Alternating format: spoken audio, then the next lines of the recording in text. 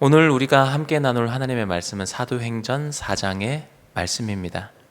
사도행전은 예수님께서 승천하신 이후에 성령이 오심으로 시작된 이 초대교회의 역사에 대한 책입니다. 예수님께서는 승천하시기 전에 제자들에게 이렇게 말씀하셨습니다. 오직 성령이 너희에게 임하시면 너희가 권능을 받고 예루살렘과 온 유대와 사마리아와 땅끝까지 이르러 내 증인이 되리라. 사도행전은 이 말씀이 실제 역사 속에서 어떻게 이루어지는지를 잘 보여주는 책입니다. 1장에서는 제자들이 예수님의 말씀을 따라 약속하신 성령을 기다렸고, 이제 2장에서는 오순절날 성령이 임하십니다. 그리고 베드로가 담대하게 복음을 선포하자 3,000명이나 되는 사람들이 돌이켜 회개하고 예수님을 믿게 되는 역사가 일어납니다. 그리고 3장에 와서는 성전 미문 앞에 앉아 있던 그 한 사람이 나사렛 예수 그리스도의 이름으로 일어나 걷게 되는 일이 일어납니다. 사람들은 그 기적을 보고 놀랐고, 베드로는 그 기회를 놓치지 않고 예수 그리스도의 복음을 다시 한번 힘있게 선포합니다.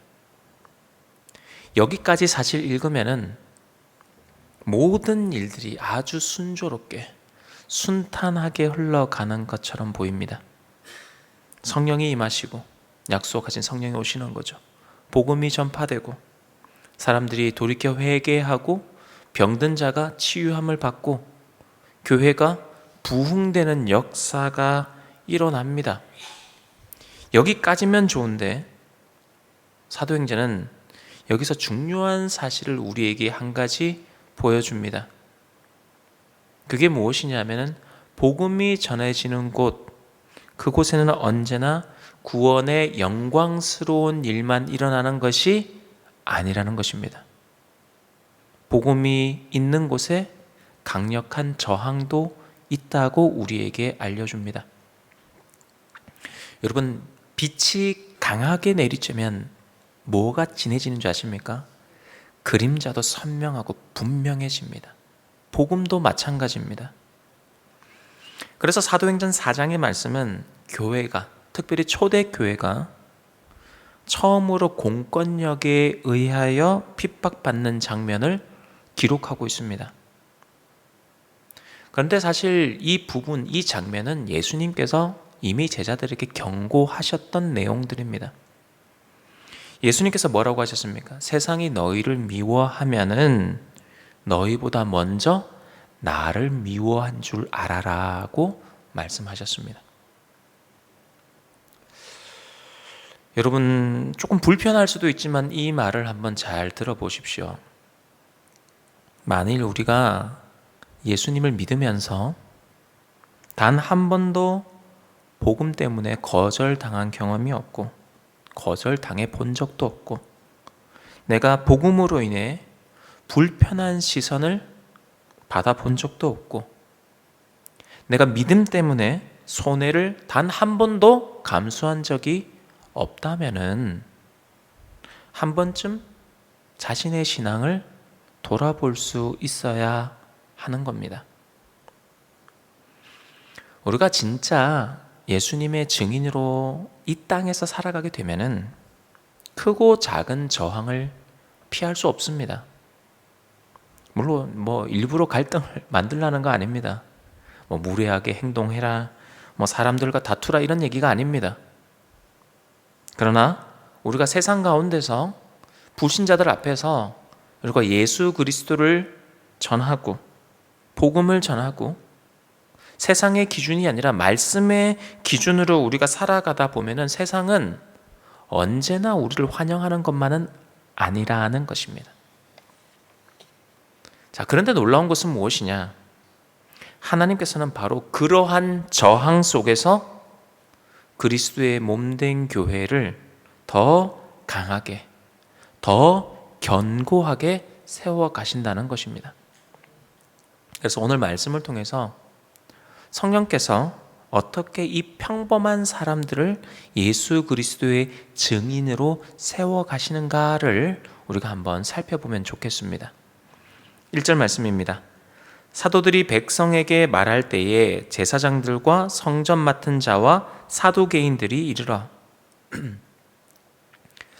사도들이 이제 예수님의 이 이야기, 복음을 전하고 있습니다. 그런데 그때 누가 찾아옵니까? 제사장들, 성전 관리하는, 성전 맡은 자, 그리고 사두개인들이 찾아옵니다. 이들은 당시 유대 사회에서 종교 지도자들이었고 강한 권력을 가지고 있던 사람들이었습니다. 당시에는 종교와 정치와 종교가 분리되어 있지 않았습니다. 그래서 당시 종교 지도자들이 가지고 있는 권력은 우리가 생각하는 것보다 훨씬 더 강했습니다. 그리고 지금 상황은 이 권력을 가진 사람들이 복음을 막기 위해 한 마음으로 움직이고 있는 시간입니다. 그럼 우리는 이런 생각을 한번 해보게 됩니다. 이 사람들은 왜 이렇게까지 반응하는가? 왜 이렇게까지 예수 십자가 복음을 미워하는가? 자, 2절 말씀입니다. 예수 안에 죽은 자의 부활이 있다고 백성을 가르치고 전함을 싫어하여. 왜 싫어했을까?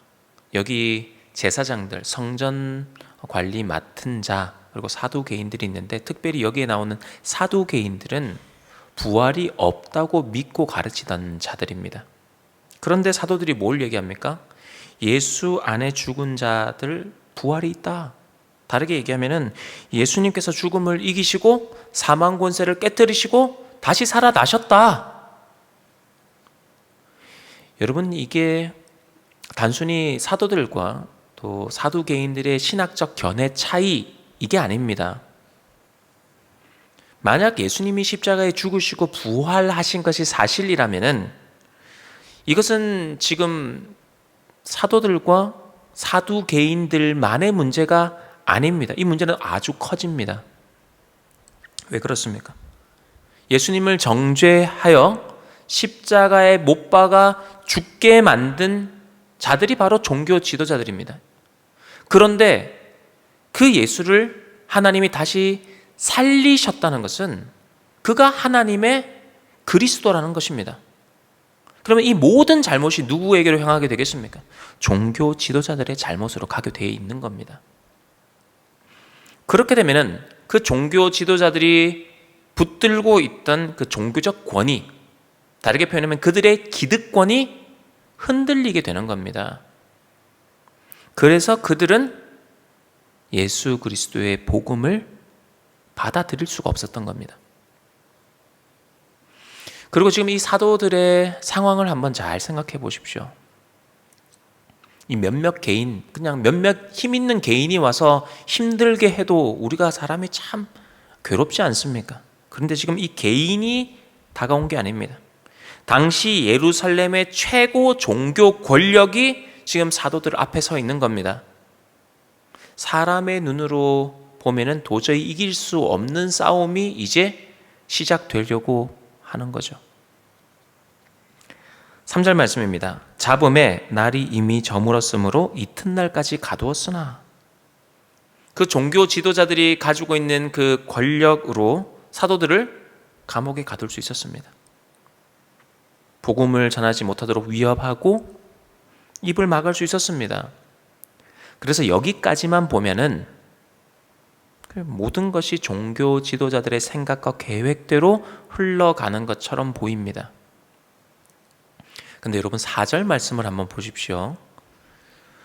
말씀을 들은 사람 중에 믿는 자가 많으니 남자의 수가 약 5천이나 되었더라. 베드로와 요한을 붙잡아 넣었는데 감옥 밖에는 지금 예수를 구주로 고백하는 이 증인들이 남자들만 지금 5천 명이나 된다는 겁니다. 남자들만 5천 명이 된다는 것은 여자들 그리고 좀 어린 청년들, 청소년들만 해도 어마어마한 숫자가 예수 증인으로 서 있다는 겁니다. 여기서 그리고 사도행전에서 특별히 믿는다라고 할 때 이 믿는 사람들은 단순히 십자가의 도에 대해서 그래 그런 것 같아 이렇게 지적 동의에서 그치는 것을 믿는다고 하지 않습니다. 사도행전에서 믿는 사람들이라고 할 때는 돌이켜 회개하고 그 예수님을 나의 주와 그리스도라고 고백하고 믿고 이제는 예수님의 제자로 살아가겠다라고 결단한 사람들을 가리켜 믿는 자라고 하는 겁니다. 그래서 이제는 베드로와 요한 그 둘을 가둔다고 끝나는 일이 아니라는 걸 지금 이 본문이 말하고 있는 겁니다. 이미 수많은 사람들이 예수님의 증인이 되어 있다라고 말하는 거죠. 여러분, 사람은 가둘 수 있지만 복음은 결코 가둘 수 없습니다. 이것이 사도행전입니다. 사도행전은 위대한 영도자들, 위대한 영적 지도자들 몇 사람이 세상을 바꾼 얘기가 아닙니다. 성령께서 한 사람을 세우시고 또 한 사람을 세우시고 또 다른 증인들을 계속해서 일으키시고 세워가시는 이야기가 사도행전입니다. 세상이 한 사람을 막으면 또 다른 사람이 일어서고 두 사람을 가두어 놓으면 5,000명의 증인들이 준비되어 있고 예루살렘에서 막으면 온 유대로, 유대에서 막으면 사마리아로, 사마리아에서 막으면 땅끝까지 복음이 계속해서 전진하는 겁니다. 이게 누구도 멈출 수 없는 복음의 행진입니다. 사실 우리도 그렇습니다. 오늘날 우리가 복음을 전하다 보면은 우리도 저항에 부딪히게 됩니다. 예수님을 믿는다는 이유로 오해를 받을 수도 있어요. 말씀대로, 세상의 기준대로 살아가지 않고 말씀대로 살아간다는 이유로 손해를 볼 때도 있습니다. 그러나 여러분, 그게 복음이 실패했다는 증거가 아닙니다. 오히려 사도행전이 지금 우리에게 말하고 있는 메시지가 무엇이냐? 복음은 언제나 그러한 저항 속에서도 전진해 왔고 하나님께서는 그 저항 속에서 더 많은 증인들을 세워갔다라고 우리를 깨우쳐 주시는 겁니다. 이 5절과 6절 말씀을 보시면은 이제 베드로와 요한이 감옥을 나와서 당시 최고 종교 지도자들과 함께 그들 앞에서 신문을 받게 됩니다. 쉽게 표현하면 이런 거죠. 유대 사회 최고 종교 재판이 열린 겁니다. 근데 여러분, 이때 자칫 잘못하면 다시 감옥에 들어가는 것 정도가 아니라 더 큰 어려움을 당할 수 있었습니다. 이렇게 누가 죽었었습니까? 예수님이 이렇게 해서 십자가에 달려 죽으셨습니다. 그런데 여러분, 앞으로 우리가 사도행전을 계속 살펴보면은 하나님께서는 이렇게 비슷한 장면들을 계속해서 보여주십니다. 이 세상은 복음을 막으려고 사도들을, 제자들을 위기로 몰아넣습니다.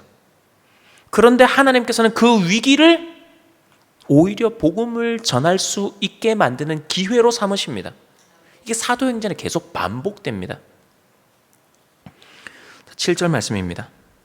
사도들을 가운데 세우고 묻되 너희가 무슨 권세와 누구의 이름으로 이 일을 행하였느냐? 자, 이 질문을 한번 보십시오. 이 질문은 종교 지도자들이 사도들을 정죄하기 위해서 하는 질문입니다.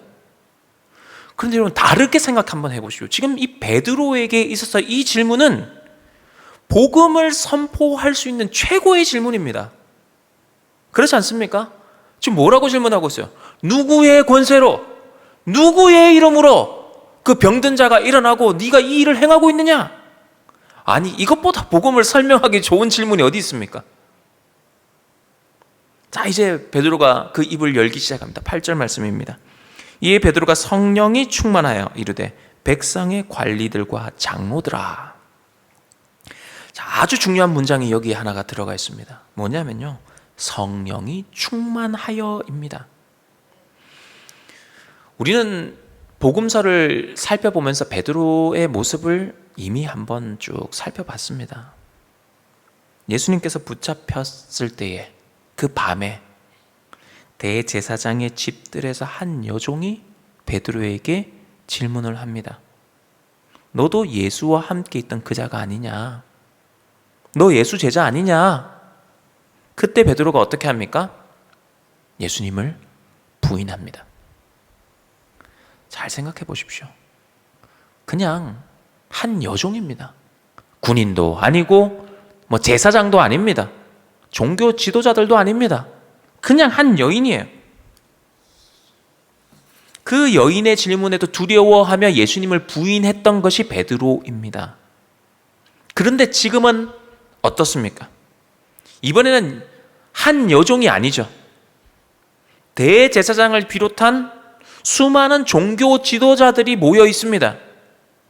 뿐만 아니라 장로들까지, 그 고을의 유력한 자들 다 모여 있는 종교 재판입니다.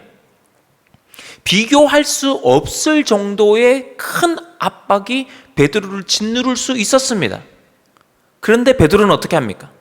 두려워하지 않습니다. 물러서지 않습니다. 오히려 아주 담대하게 선포하는 거죠. 그래서 본문은 이 베드로에 나온 그 용기의 근원이 어디 있느냐? 분명하게 설명하고 있는 겁니다. 성령이 충만하여. 성령이 베드로를 충만하게 하신 겁니다. 예수님께서 약속하신 말씀대로 성령이 오시면은 말씀이 기억나게 하겠다. 성령은 그런 역사를 하신다. 예수님이 하신 일을 생각나게 할 것이다. 복음을 전해야 할 때에 내가 무엇을 말해야 될지 두려워하지 말라. 성령이 그 입에 말을 넣어줄 것이다. 그 말이 무엇입니까? 담대하게 말하게 하시는 분이 성령님이라는 뜻입니다. 자, 10절 말씀 우리 같이 한번 읽어볼까요? 시작. 너희와 모든 이스라엘 백성들은 알라. 너희가 십자가에 못 박고 하나님이 죽은 자 가운데서 살리신 나사렛 예수 그리스도의 이름으로 이 사람이 건강하게 되어 너희 앞에 섰느니라. 아멘. 여러분, 이 내용 지금 여러 번 들었죠? 여러 번 읽었을 겁니다. 오순절 베드로의 설교에도, 성전 미문 앞에 앉아있던 그 안전뱅이가 일어난 이후에도 지금도 동일한 말씀입니다. 여러분, 복음은 변하는 게 아닙니다. 처한 상황은 좀 달라졌고, 말씀을 듣고 있는 사람들도 좀 달라졌고, 복음을 전하고 있는 이 환경도 조금씩 다 달라졌지만은 무엇은 변하지 않습니까? 복음은 변하지 않는 겁니다. 복음은 시대에 따라서 변하는 메시지가 아닙니다. 언제나 복음은 십자가와 부활, 그리고 예수 그리스도입니다. 여러분, 이단과 사이비들, 그들이 가르치는 내용을 들어보면요, 교회를 좀 다녔던 사람들이 더 혹합니다. 왜 그런지 아십니까? 이런 게 있었어? 이게 이런 뜻이었어? 처음 들어보는데? 이런 해석이 뭐야? 이런 비유가 뭐야? 처음 들어보는 이야기를 하는 겁니다. 그러나 여러분, 복음은요, 오순절에 전했던 그 복음, 성전 미문 앞에 전했던 그 복음, 지금 종교 재판이 열리고 있는 대제사장들과 이 종교 지도자들 앞에서 전하고 있는 이 복음, 그리고 오늘날의 복음도 다 동일한 복음입니다. 처음 듣는 말이 아니에요. 나 항상 듣던 말씀입니다. 십자가와 부활, 나사렛 예수 그리스도입니다.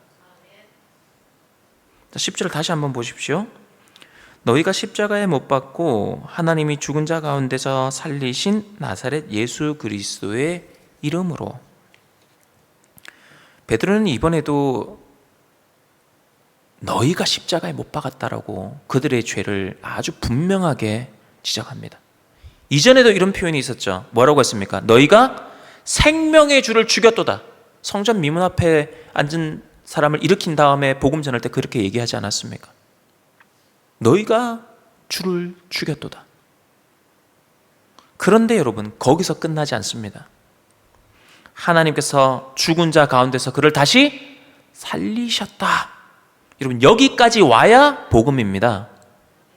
십자가는 우리의 죄를 드러내고 부활은 하나님의 구원의 능력을 선포합니다. 그래서 복음은 언제나 우리의 죄를 드러내지만은 우리를 정죄함으로 끝내지 않습니다. 회개를 촉구하지만 동시에 구원의 길도 우리에게 제시해 주는 겁니다.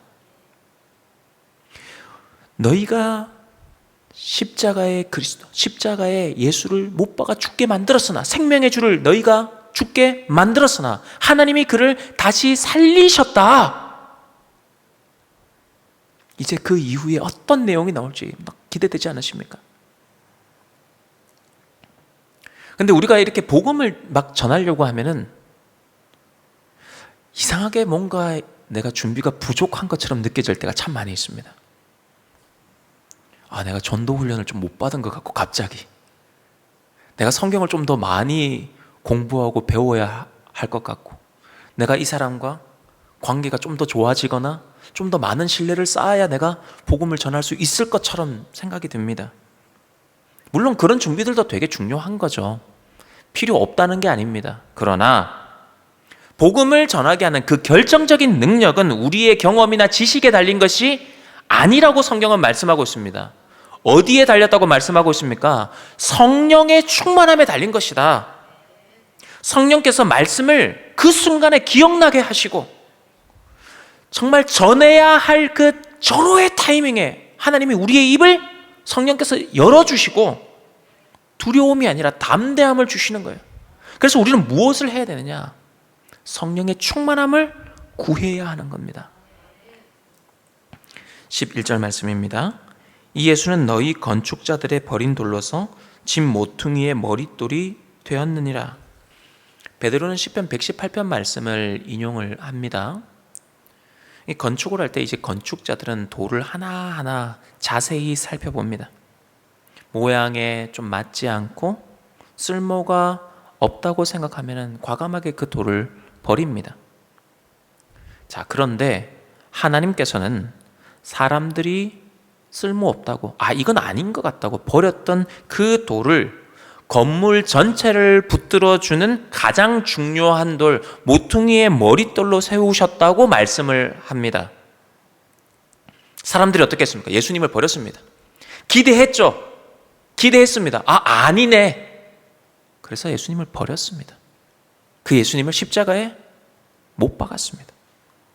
그런데 하나님께서는 죽은 자 가운데서 예수님을 살리시고 구원의 주로 세우셨습니다.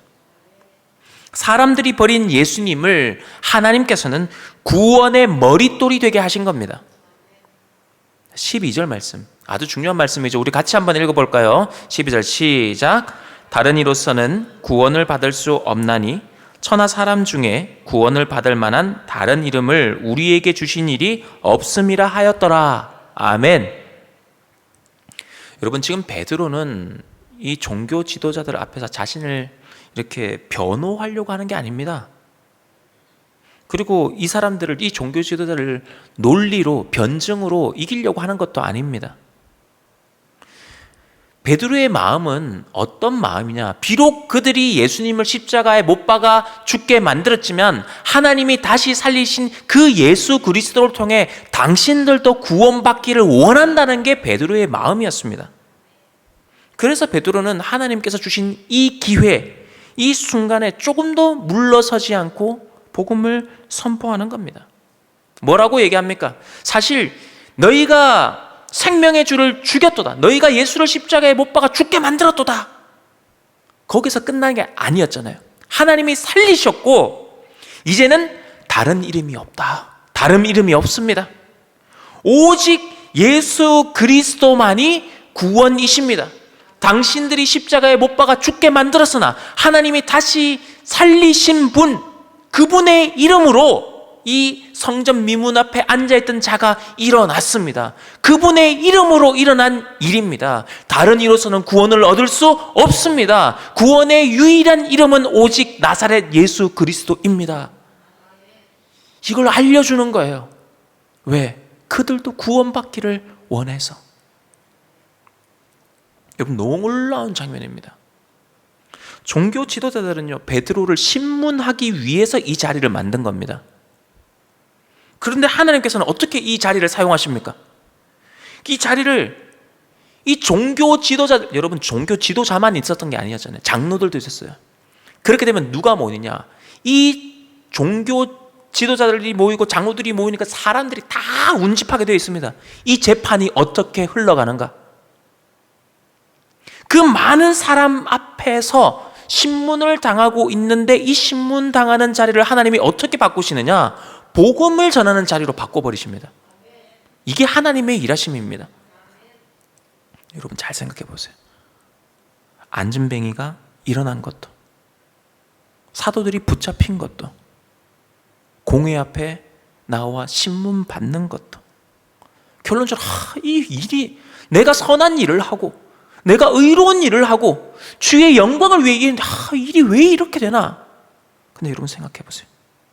결국 공회 앞에 서서 신문을 받게 되는 그것도 결국은 하나님께서 예수 그리스도를 그 많은 사람들과 종교 지도자들 앞에 복음을 선포하게 만드시는 하나님의 놀라우신 섭리였습니다.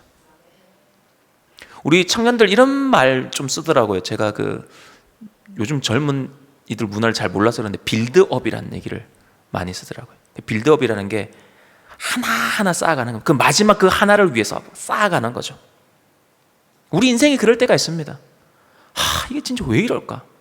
나는 선한 의도고 나는 하나님의 영광을 위해서 그래 믿음이 좋은데 계속 가는데 이게 막 안 돼. 그런데 그 순간에 결정적 순간에 딱 오면은 이게 복음을 위해서 내가 이 한마디 예수님을 증거하려고 하는 이 한마디를 위해서 하나님이 빌드업 하셨구나. 그런 게 우리 인생 가운데 나타날 때가 있는 거죠.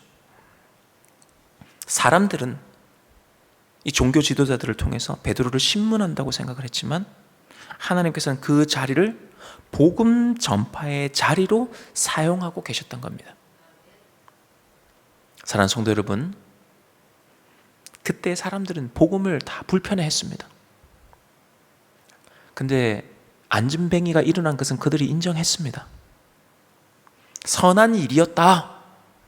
부인할 수 없었습니다. 그런데 그들은 예수 그리스도의 이름이 증거되는 것은 받아들일 수가 없었습니다. 오늘날도 마찬가지입니다.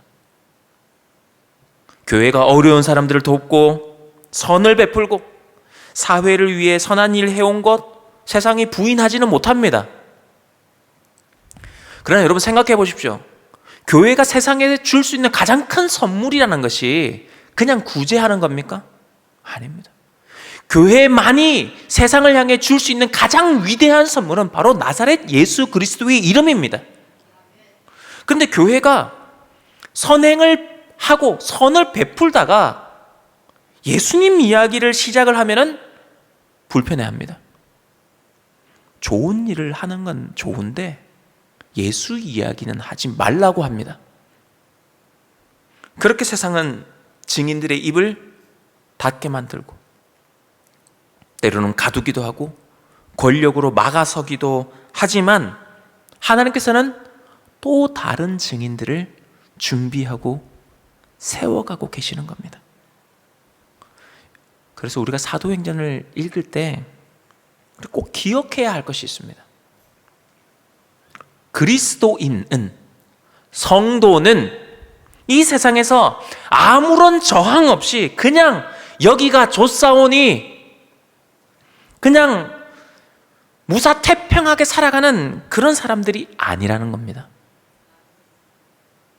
세상의 저항 속에서도 예수 그리스도를 증거하는 사람들, 그 사람들이 바로 성도고 그리스도인이고 증인입니다. 그 길을 우리 예수님이 걸어가셨고 사도들이 그 길을 걸어갔습니다. 지금 이제 오늘 우리도 그 길을 걸어갑니다. 물론 여러분 우리는 부족하죠. 부족합니다. 연약합니다. 두려워할 때가 있습니다. 거절받는 것이 두렵고 불편하고 사람들의 시선이 불편하고 그래서 복음을 전하는 것이 부담스러울 때도 있습니다. 그러나 복음 전파의 힘은 우리의 어떤 경험이나 실력이나 성격에서 나오는 것이 아닙니다. 성령 충만함에서 나오는 겁니다. 성령께서 우리를 충만하게 하실 때에 평범한 우리도 그리스도의 증인이 될 수 있는 겁니다. 여종 앞에서 예수님을 부인했던 그 베드로가 지금은 그 공회 앞에서, 그 종교 지도자들과 수많은 사람들이 보고 있는 그 앞에서 예수님을 선포했던 것도 성령께서 그와 함께 하셨기 때문입니다. 여러분, 사도행전은 아직 끝나지 않았습니다. 성령께서는 오늘도 교회를 통하여 일하시고 오늘도 예수 그리스도의 증인들을 세워 가십니다. 사도행전은 오늘도 우리를 통해서 계속해서 써내려가고 있는 겁니다. 여러분, 잘 생각하십시오. 복음은 사람에 의해 시작된 것이 아니기 때문에 사람에 의해 멈출 수 있는 것이 아닙니다. 그러기에 바라건대 여러분, 성령의 충만함을 구하십시오. 성령의 충만함을 구하며 그 어떤 상황 속에서도 담대하게 예수 그리스도를 증언하는 증인으로 살아가실 수 있는 사랑하는 모든 성도님들이 다 되시기를 주님 이름으로 축복합니다. 이 시간 말씀 생각하시면서 합심하여 기도하기를 원합니다. 하나님, 성령의 충만함으로 우리가 그 어떤 저항 속에서도 예수 그리스도를 담대하게 증언하는 증인의 삶 살아가게 하여 주옵소서. 우리 함께 기도하시겠습니다. 사랑과 은혜가 풍성하신 하나님 아버지, 오늘도 우리를 예수 그리스도의 증인으로 불러주시니 감사합니다. 사실 우리는 연약하고 하나님, 우리는 부족한 사람들입니다. 사람들의 시선이 불편하고 두렵고 거절이 두렵습니다. 그래서 복음을 전하지 못할 때도 많습니다. 그러나 하나님, 성령께서 베드로를 성령으로 충만하게 하셔서 담대한 증인으로 세우셨던 것처럼 오늘 우리도 성령으로 충만케 하여 주옵소서. 그래야 어떤 상황 속에서도 예수 그리스도를 부끄러워하지 않고 담대하게 증거하는 삶 살아가게 하여 주시옵소서. 우리의 말과 우리의 삶을 통해 복음이 전해지고 한 영혼이라도, 주님 한 영혼이라도 주님께 돌아오는 은혜 허락하여 주시옵소서. 사랑이 많으신 우리 주 예수 그리스도 이름으로 기도하옵나이다. 아멘.